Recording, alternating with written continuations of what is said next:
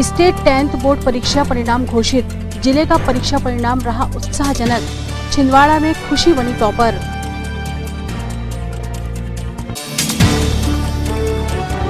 मृत हिरन को मुख्यालय लाने में अधिकारियों ने नहीं उपलब्ध कराया वाहन। साइकिल पर ही ले जाकर की गई अंतिम क्रिया।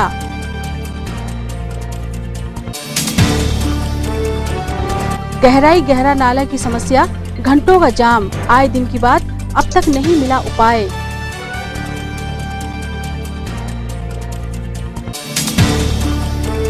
और संकट मोचन के दर्शन भी हुए दुर्लभ। 31 जुलाई के बाद खुलेंगे जाम सावली के पट। रेड जोन नागपुर के कारण एहतियात।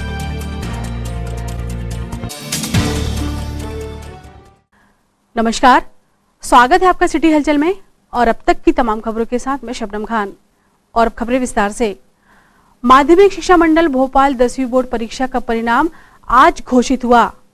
कोरोना संकट और तमाम उलट पलट के बीच ओवरऑल रिजल्ट खुशियों भरा रहा। जिले का रिजल्ट भी सामान्य से बेहतर रहा। रिजल्ट देखने के लिए ऑनलाइन कंप्यूटर सेंटर्स पर लोग 12 बजने का इंतजार करते देखे गए और रिजल्ट आने पर ज्यादातर लोगों के चेहरों पर खुशियां तैर रही थी। जी बताइए। 10th का रिजल्ट आ गया है जी। तो मेरे यहाँ बेटी है ये जी 10th क्लास में, तो उसका मतलब रिजल्ट करवा रहा था जी। निकल गया? निकल गया। क्या हुआ?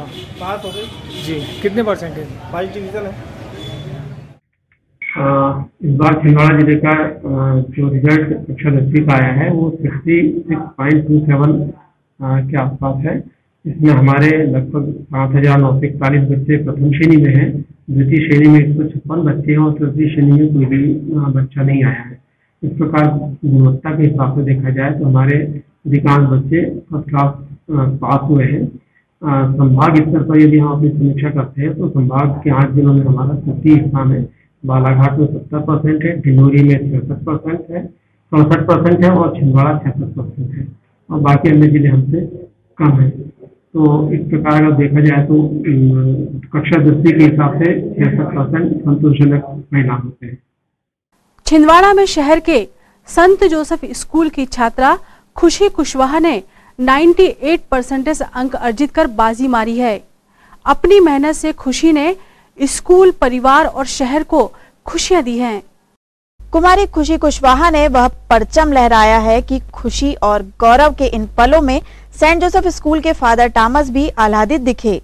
खुशी के स्वर्णिम भविष्य की कामना करते हुए उन्होंने टीचर्स और खुशी के माता पिता को बधाई दी। हमारे लिए बहुत खुशी की बात है कि हमारी खुशी हमारे लिए खुशियां लाई है और जिन्होंने हमारे लिए छिंदवाड़ा डिस्ट्रिक्ट में टॉप 2 में आई है और सेंट जोसेफ स्कूल जो बहुत साल से यहाँ है, कई बच्चों को पढ़ाया, कई टॉपर्स को प्रोड्यूस किया है और इस साल 2020 वर्ष में खुशी सेकंड टॉपर बनकर हमारे पाठशाला को रोशन कर दिया है। इसलिए बधाई हो खुशी।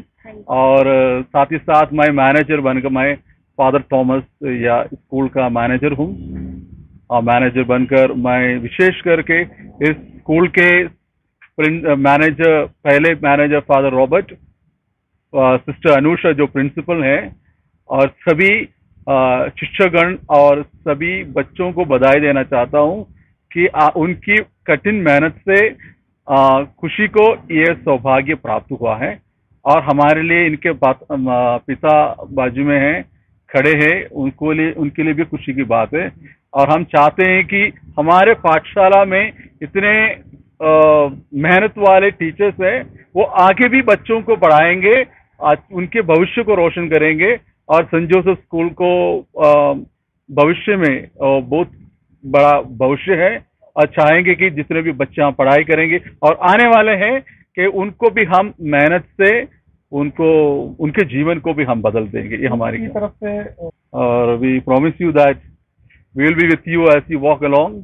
आप जैसे जाएंगे आगे तो हम आपके साथ देंगे, आपके साथ रहेंगे ताकि आपकी जो इच्छा है IPS ऑफिसर बनने की इच्छा पूरी करने में हम भी आपके साथ रहेंगे। बधाई हो, congratulations and God bless you. खुशी IPS बनना चाहती है और साफ है अपने लक्ष्य की ओर उसके सधे हुए दृढ़ संकल्पित कदम मंजिल तक जरूर पहुंचेंगे। क्या नाम है आपका? खुशी राजकुमार कुशवाहा। आपको कितने परसेंटेज आए हैं? 98। आपको कैसा लग रहा है? बहुत खुशी हो रही है। कुछ बताना चाहते हैं कि आगे आप क्या पढ़ना चाहेंगे और क्या बनना चाहेंगे? तो सपने IPS बनना चाहती हूँ। और इसका श्रेय किसको देना चाहेंगे आप? स्कूल को, पेरेंट्स को, टीचर्स को। और रेगुलर स्कूल आती थी मैं तो उसमें भी और सपोर्ट हुआ। टीचर्स पढ़ाती थी तो मैं ध्यान देती थी और अच्छे से। अपनी सफलता का राज बताइए थोड़ा सा, कि दूसरे भी स्टूडेंट को। रेगुलर स्कूल आती थी, स्कूल में जो टीचर्स लोग पढ़ाते थे उस पर ज़्यादा ध्यान देते थे और घर पे भी सेल्फ स्टडी करते थे। कितने घंटे पढ़ाई हो जाती थी? स्कूल में ही ज़्यादा पढ़ाई होती थी और घर पे रात को और सुबह उठ के 4-5 घंटे। बिटिया के गौरव पर पिता की भावनाएं शब्दों में कहां बयां हो सकती है। खुशी के पिता का कहना है कि अपनी बेटी का सपना पूरा करने में वो कोई कोर कसर नहीं रख छोड़ेंगे। मेरा नाम राजकुमार कुशवाहा है। मैं खुशी का पिता फादर हूँ और मैं आटा चक्की चलाता हूँ। कैसा लग रहा है आपको? और बहुत खुशी, इतनी खुशी हो रही कि जिसका बयान नहीं कर सकता। आपके कितने बेटे बेटी हैं? एक बच्चा है, 2 बेटी। वो बेटी अव्वल आई। हाँ, आगे उनकी इच्छा है आगे और पढ़ने की, और पढ़ाएंगे जितनी अपनी सामर्थ्य होगी जितनी कोशिश करेंगे पूरी पढ़ाने की, और जो मदद मिलेगी। अगर कम पड़ेगा तो फिर आजकल जो लोन मिल रहा है उसको लेके कोशिश करेंगे। चक्की में पिसाई का काम कर घर चलाने वाले खुशी के पिता बेटी के सपनों की उड़ान में उसका हौसला बनकर उसके साथ हैं। लगन और समर्पण के साथ पिता पुत्री की जोड़ी जरूर सफलता की मंजिल पाएगी। ब्यूरो रिपोर्ट, सिटी हलचल। जिले के सांसद नकुलनाथ 7 जुलाई को छिंदवाड़ा आ रहे हैं। 7 से 9 जुलाई तक वे छिंदवाड़ा प्रवास पर होंगे। नकुलनाथ प्रदेश में वो एक लौते सांसद हैं जिन्होंने अपनी संसदीय क्षेत्र के विकास और जनता के लिए मिलने वाली 1 वर्षीय सांसद निधि का जनहित में उपयोग किया है। बतौर सांसद अपने कार्यकाल का 1 वर्ष पूरा करने के बाद ऊर्जावान सांसद नकुलनाथ 7 जुलाई से 3 दिवसीय प्रवास पर छिंदवाड़ा आ रहे हैं। वन विभाग का एक अजीबोगरीब मामला सामने आया है। चौरी के पास एक खेत में हिरण का शव पाए जाने की सूचना वन अमले के अधीनस्थों ने अधिकारियों को दी। हिरण के शव को मुख्यालय लाने के लिए अधिकारियों से वाहन की मांग करने पर गाड़ी होने के बावजूद मना कर दिया गया। डिप्टी रेंजर और अधीनस्थों ने फिर क्या किया, आइए आपको वो दिखाते हैं। घटना स्थल पर पंचनामा बनाकर deputy ranger Kunj Bihari cycle पर ही हिरण का शव लेकर मुख्यालय पहुंचे और चौरे मुख्यालय में गवाहों की मौजूदगी में नियमानुसार अंतिम क्रिया की गई।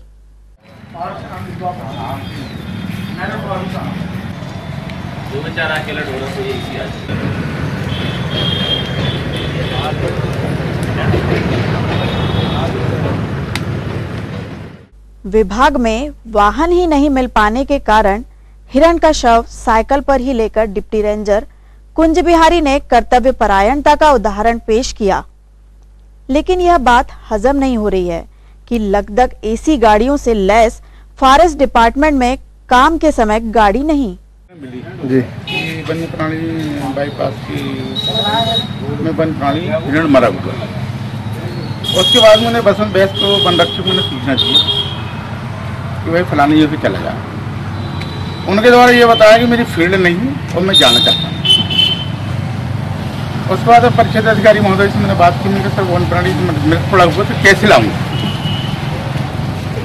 वो गाड़ी उपलब्ध होना चाहिए। तो बोले गाड़ी है नहीं, और उसके लिए जवाबदार मैं नहीं, आप जानिए आपका काम है। यहाँ तक कैसे लेके आए सर आप इसको? जी साइकिल। आला अधिकारी को सूचित किया तो उन्होंने क्या कहा? नहीं, मेरे पास बोले साधन नहीं है, भेजूंगा बोले गाड़ी, मैं सूचना दूंगा। जब ये वन प्राणी यहाँ लेके आए तब ये गाड़ी आज तक। यह तो गनीमत है कि मृत हिरण का शव लाना था।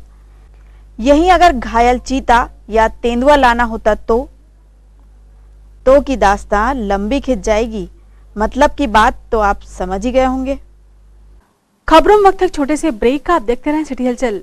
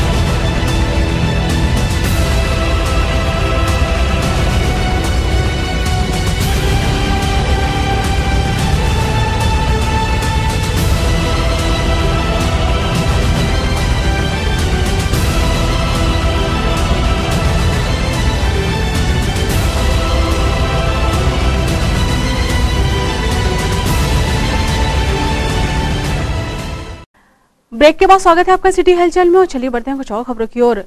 बारिश के दिनों में गहरा नाला की समस्या की गहराई बढ़ती ही जा रही है और उपाय कुछ सूझा ही नहीं है। छिंदवाड़ा हॉस्पिटल से कोई मरीज नागपुर किस हालत में रेफर किया जाता है? साफ है, जब यहाँ के डॉक्टर्स को लगता है कि केस अब अपने बस का नहीं, तभी मरीज गंभीर अवस्था में नागपुर रेफर किया जाता है।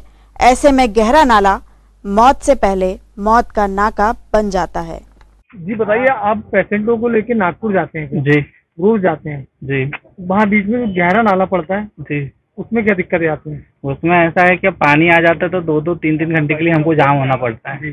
उसमें पेशेंट सीरियस रहता है तो हम लोग उसके लिए वही खड़े रहे, कुछ दूसरा रास्ता तो है ही नहीं हमके वहाँ से दूसरे रास्ते चले जाए। कितने वर्षों से जा रहे हैं आप? हम तो अभी 4-5 साल से जा रहे हैं वही। थोड़े से पानी में दिक्कत हो जाती है? हाँ, रोड पानी गिरा के उसे पानी भर जाता तो रोड ही जाम हो जाती पूरी। जैसे कल ही वहाँ जाम लगा हुआ जी, 3 घंटे के लिए जाम लगा था। नागपुर जाते क्या दिक्कतें होती है आपको बारिश के समय? छोड़ दीजिए। नागपुर जाते समय बारिश के समय में जो रामाकोना के पास में जो गहरा नाला है, गहरा नाला थोड़ी सी बारिश में उफान पे आ जाता है और हम लोगों की कंडीशन तो ये होती है कि हम लोग उस समय बहुत मुसीबतों का सामना करते हैं। क्या, क्योंकि हमारे पास जो पेशेंट जाता है यहाँ से रेफर, वो 90% 90% सिर्फ नाजुक हालत में ही रेफर होता है और जब यहाँ से हम वहाँ जाके फंस जाते हैं ना, तो फिर हमारे ऊपर सारी मुसीबतें जो है वो टूट पड़ती है। क्योंकि पेशेंट को अलग जवाब देना है, गाड़ी निकालें तो कैसे निकालें, वहाँ से उस नाले से पार करें तो कैसे करें, दूसरा कोई रास्ता नहीं। दूसरा रास्ता अगर अंदर डालते हैं और गाड़ी फंस जाती है तो फिर पेशेंट और उसके रिलेटिव और फिर गांव के लोग, ये सब लोग हावी होते हैं। तो निवेदन यही है कि वो उस रोड को जल्दी से जल्दी क्लियर करवाया जाए, है ना, ताकि सब लोगों को मुसीबत से वो मुक्ति मिले, है ना। और दूसरी बात ये है कि अभी ये जो रोड बंद हुआ है उधर सिवनी साइड का, तो उस रोड में ट्रैफिक इतना ज्यादा है और सिल्लेवानी घाटी में कुछ स्पॉट ऐसे हैं जहां गाड़ियां फंस जाती है, तो उसके लिए भी कुछ ऐसी व्यवस्थाएं बनाई जाए कि वो वहां ट्रैफिक एकदम से जाम ना हो। क्योंकि छोटी छोटी चीजों में कोई पंचर हो जाए या कोई और कारण हो जाए तो भी वहां पे ट्रैफिक जाम हो जाता है। तो उसके लिए शासन को थोड़ा सा रिक्वेस्ट है कि व्यवस्था बनाए, है ना, ताकि सभी लोग सुरक्षित रहें। नागपुर जाते क्या दिक्कतें आती है आपको? अपने को रामाकोना का वो नाला बहुत परेशान करता है, 4-4 घंटे का जाम लगता है। और एक सिल्ले वाले का जो रोड टूटी हुई है, कई बार तो ऐसा होता है कि नागपुर नहीं पहुंचे और वापस छिंदवाड़ा आना पड़ता है। इस बीच में कई बार रास्ता में पेशेंट की डेथ हो जाती है, तो इस टाइप की परेशानी है। क्या लगता है आपको नाला बनने चाहिए? मेरे को तो नहीं लगता कि, क्योंकि इतने दिन से काम चल रहा है। रामाकोना वाला तो कई बार से, कितने सालों से चल रहा है, आज तक बन के नहीं हुआ। मेरे को नहीं लगता कि बन पाए और ऐसे ही दुर्घटनाएं होती रहेगी, तो यही परेशानी आती रहेगी। लैंडस्लाइड के कारण सिल्लेवानी घाटी भी हादसों की आशंका भरी घाटी बन चुकी है। सिवनी से सीधे नागपुर मार्ग बंद होने के कारण छिंदवाड़ा नागपुर मार्ग में यातायात का दबाव बढ़ा हुआ है। ऐसे में गहरा नाला कई मजबूर लाचार मरीजों के लिए मौत का फुल स्टॉप बनता जा रहा है। गहरा नाला नागपुर पहुंचना फिलहाल की परिस्थितियों में जंग जीतने जैसा है। एक तो कोरोना को लेकर वैसे भाई आपसे महाराष्ट्र से आने से बच रहा है हर कोई इंसान, लेकिन आप भी जानते हैं कि लंबे समय से एक स्वास्थ्य संबंधी परेशानियों को लेकर हर आदमी नागपुर जाता है। इस परिस्थिति में अभी नागपुर जाना, एक तो लैंडस्लाइड जो आपका सिल्लेवानी में हो रहा है, वो भूस्खलन के कारण वैसी परेशानी, लंबा जाम होता है। जब भी देखें ट्रक पलटे हुए मिलते हैं, तो वहाँ जो कर्मचारी और स्थानीय लोग या जो भी कुछ वहाँ पर लोग काम कर रहे हैं, मैं ज़्यादा तो नहीं जानता हूँ, लेकिन उनसे हेल्प तो बहुत दूर की बात है और ऐसी परिस्थितियाँ बनती है कि विवाद की स्थिति निर्मित होती है। दूसरा वो गहरा नाला, अब वो जाने कब बनेगा, लेकिन एक अजीब बात यह है कि जब भी नागपुर जाते हैं तो हर बार ये आस होती है कि 2-4 लोग काम करते मिलते हैं, एक आध जेसीबी खड़ी होती है, देखकर लगता है कि शायद अगली बार आए तो गहरा नाला कंप्लीट मिले, आने वाले समय में ये परिस्थिति निर्मित ना हो, ये तकलीफ ना हो। लेकिन हर बार सेम परिस्थिति, सेम तकलीफें और गहरा नाला। कई बार ये स्थितियाँ होती है कि वहाँ से वापस आना होता है, क्योंकि आप जान रहे हैं कि सिवनी का ट्रैफिक भी यहाँ डाइवर्ट हो गया है, छिंदवाड़ा का ट्रैफिक वैसे ही है। तो गहरा नाला एक सबसे बड़ी समस्या बनी हुई है फिलहाल नागपुर जाने के लिए। इन दोनों हल्की बारिश के कारण भी गहरा नाले में दिक्कत है। गहरा नाला 5 साल से बन रहा है, लेकिन अभी तक तो बन नहीं पाया। डायवर्शन जब बन रहा था तब वो उसको बोला गया था NHAI की तरफ से कि वो ज़्यादा से ज़्यादा 6 महीने में बन चुका होगा, लेकिन आज 5 साल हो गए, गहरा नाला आज तक कंप्लीट नहीं हो पाया।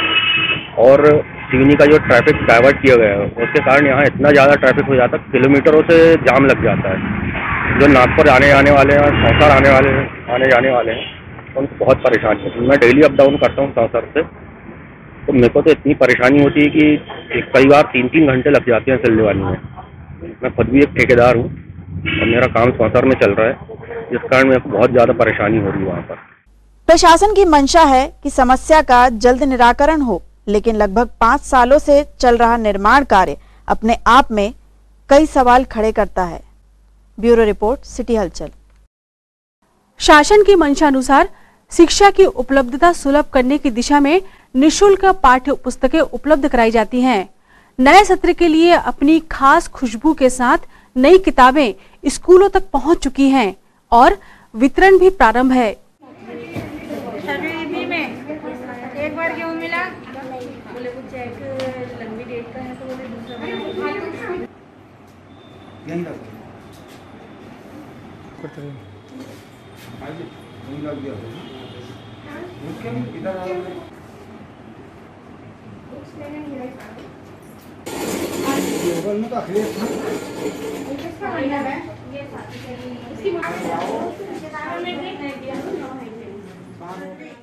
कोरोना महामारी के चलते आज मध्य प्रदेश शासन के जो नियम हैं उसके अनुसार पालकों को पाठ्य पुस्तक का वितरण बच्चों का करना था। उसके तहत हमने कक्षा 6वीं 7वीं और 8वीं के पालकों को बुलवाया और यहाँ पर डिस्टेंस अंतर में रखकर और उनको पुस्तकों का वितरण किया। सभी से निवेदन है, कोई कठिनाई आती है तो शिक्षक ग्रुप में जुड़े रहते हैं, आप अवश्य उनकी सहायता लीजिए और बच्चों को पढ़ाइए। धन्यवाद। जाम सावली के सिद्ध हनुमान मंदिर के पट 31 जुलाई के बाद ही खुलेंगे। यह निर्णय मंदिर प्रबंधन समिति ने नागपुर कोरोना रेड जोन होने के कारण एहतियातन लिया है। सर, ये जाम सावली मंदिर ट्रस्ट की क्या व्यवस्था है अनलॉक पीरियड में? मंदिर प्रबंधन द्वारा एक प्रस्ताव पारित किया गया है कि जब तक कि कोरोना पीरियड चल रहा है, कोरोना टाइम चल रहा है, तब तक एहतियात के तौर पे मंदिर में दर्शनार्थियों से जो दर्शन किए जाते हैं उन पर थोड़ा नियंत्रण रखा जाए और मंदिर को बंद रखा जाए। क्योंकि नागपुर के समीप और नागपुर क्षेत्र के अधिकतर श्रद्धालु यहाँ आते हैं, इसलिए सुरक्षा की दृष्टि से मंदिर प्रबंधन चाहता है कि अभी 31 जुलाई तक दर्शनार्थियों की जो व्यवस्था है उस पर नियंत्रण हो और मंदिर में जो दर्शन वो अभी नियंत्रित हो। हाँ, मैं छिंदवाड़ा से नागपुर गया था मेरी बेटी का इलाज कराने, और इलाज चूँकि जल्दी हो गया तो वापसी में मैंने सोचा कि भगवान के दर्शन कर लें, पर यहाँ पे आके पता चला कि यहाँ पर मंदिर बंद है और यहाँ पे लिखा हुआ है 31 जुलाई तक मंदिर बंद रहेगा। लालबाग स्थित आदिशक्ति दुर्गा मंदिर की वर्षगांठ पर श्रद्धालु महिलाओं ने पूजा अर्चना की।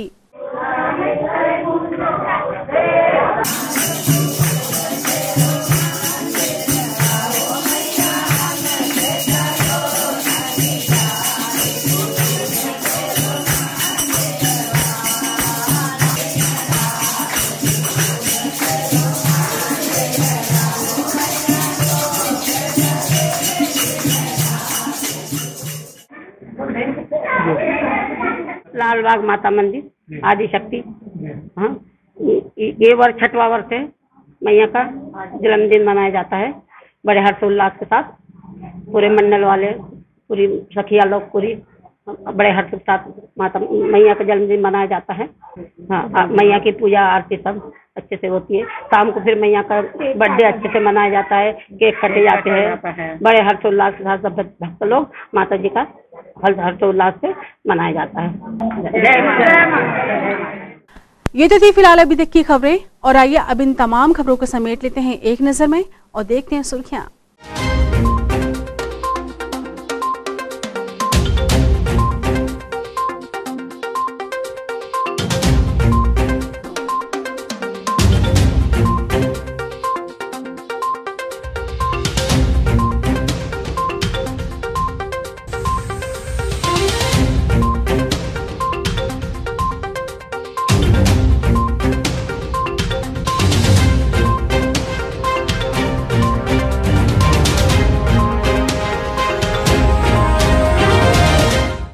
चलते चलते एक नजर हेडलाइंस पर।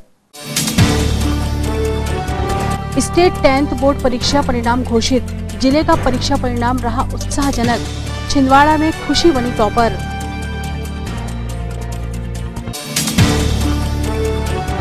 मृत हिरन को मुख्यालय लाने में अधिकारियों ने नहीं उपलब्ध कराया वाहन। साइकिल पर ही ले जाकर की गई अंतिम क्रिया।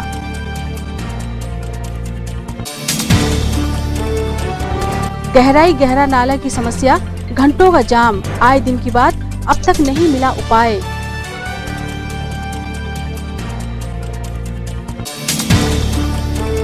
और संकट मोचन के दर्शन भी हुए दुर्लभ। 31 जुलाई के बाद खुलेंगे जाम सावली के पट। रेड जोन नागपुर के कारण एहतियात। सिटी हलचल के हमारे इस अंक में फिलहाल इतना ही। नई खबरों के साथ फिर होगी मुलाकात। हमें और हमारी पूरी टीम को दीजिए इजाजत। नमस्कार।